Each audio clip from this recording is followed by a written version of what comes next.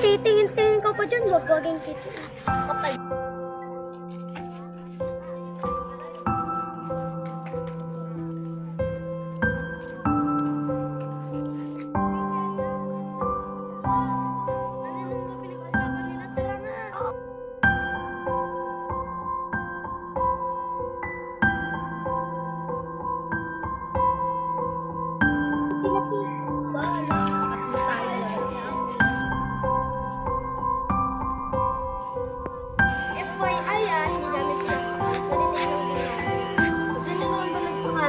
Buntis ako.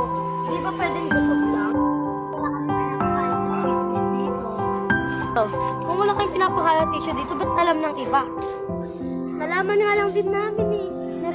Tanong mo sa mga lalaki, di ba tropa ng asawa mo yun? Ay, bakit masarap